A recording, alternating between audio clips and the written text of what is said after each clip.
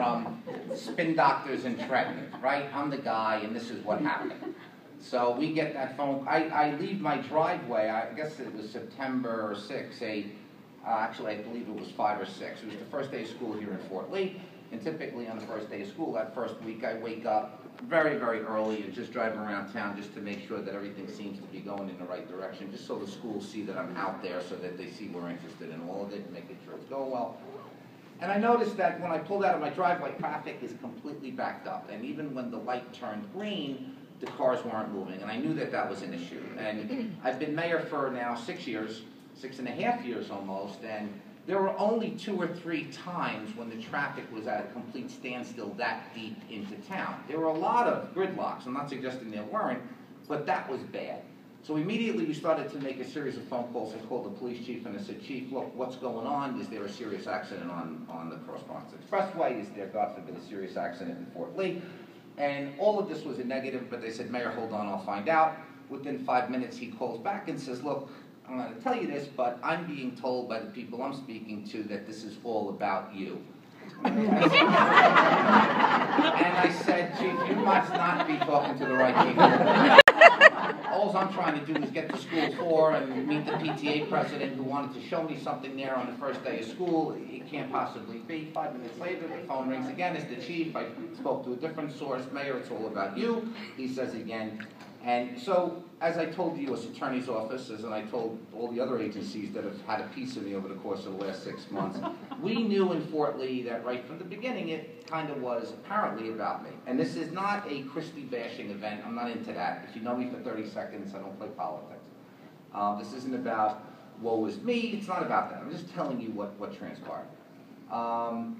So at that point, I never said anything. You know, the press ran along with it. Rachel Maddow was dealing with it. Loretta Weinberg was dealing with it. MSNBC devoted, 90% of their airtime to the issue. I was contacted by, when I tell you a million, I don't think that was an exaggeration, 1 million different media outlets for a comment, for an interview, for this, for that, and I refused. And I'm sharing this story with you because I wanted to tell you why I refused. I refused because at that time, I did not think that there was any benefit whatsoever to the borough of Fort Lee for me to intervene in this issue. I just didn't think it would help us at all. If there was some benefit that our community, you, I, us, if we can derive from it, I would have been out there that morning screaming and yelling on top of a pedestal saying, woe is me, look what happened. But I didn't view it to be any benefit. And I just allowed people just to run with the issue. But we knew in Fort Lee what had happened right away. There was only one time, though, that I surfaced between the lane closures and the infamous emails that first week in January. And that was sometime in October when an observation was made of me on, well, if it was such an important issue to Sockledge, why didn't he contact Pat Foy? You guys know who Pat Foy is. Pat Foy is the guy that ultimately comes along. He's the executive director and opened the lanes.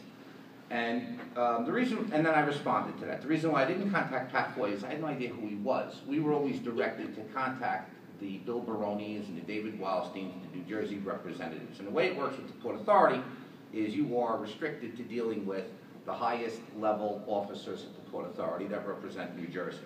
So that's what we did. And when I tell you I tried to call these people, and if you know me for 30 seconds, you'll know I'm not lying, I tried to reach them probably 100 times over the course of 4 days. As a matter of fact, Friday morning, I was about to get into a squad car to be taken down to the Port Authority to demand to see who I had to see, but then at that point, the decision was reversed.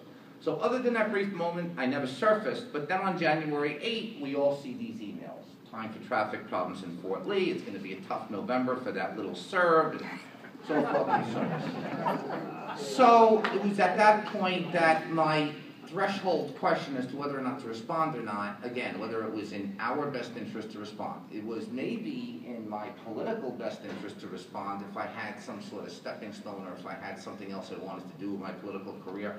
Yeah, maybe I should have, but I didn't, because I've reached my political mountaintop, and that's to represent you as the mayor of the borough of Fort Lee. I have no other aspirations, at least at this point in my life. But on January 8th, when those emails surfaced, obviously I had to say something. Otherwise, I think I would have abdicated my responsibility to you. And it was at that time that, we said what we had to say, which we thought it was disgusting and it was venomous and all of those other things that you heard I guess on, you know, on a multiple different media outlets, from, you know, Meet the Press filmed in my living room on a Sunday morning to, you know, the Rachel Maddow show. I mean, it was an interesting part of our life. I mean, there was a point there for 2 or 3 weeks. I'm an early riser. I'd wake up at 5:30, 5:45 to go get the paper and have my mug of coffee and my golden retriever behind me, and I'm walking down my steps, practically still half asleep, and I lean over, I get my paper, and I pick up my head, and there's 7 microphones in my face on the end comment, and, you know, I'd say, you know, I just grunt that, and then go back into the house and proceed. So, look, just why I'm sharing all of this with you is the threshold issue for me was whether or not it was in our best interests, and I never thought that it was. So that's it. That's the Bridgegate story. As you know, that the U.S. Attorney has impaneled the grand jury. That's serious business. So they're looking into whether or not anyone's broken a criminal, you know, anybody's committed an act of crime. I've already been to the U.S. Attorney's office. I don't really have a lot to say because I was actually, that's why I don't want to say we were the recipient of it, of this, I guess, retribution. So there's not much for us to add.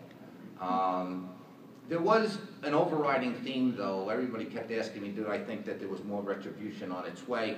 And then I didn't think there was, but if you notice, when I did a lot of the interviews, when I finally did speak, I would always start off by saying, I'm the mayor of the town that has $1 billion redevelopment, or I'm the mayor of a town that's about to put this adaptive signalization system in. What I was actually trying to do was to make some of the things we're doing in Fort Lee toxic so that no one would dare mess with us. I don't know if that makes sense to you. I remember one question, Wolf Blitzer asked me a question, I forget what it was, and my answer was, you know, Fort Lee has $1 billion redevelopment going on, and he kind of looked at me like, what does that have to do with the question that I just asked you?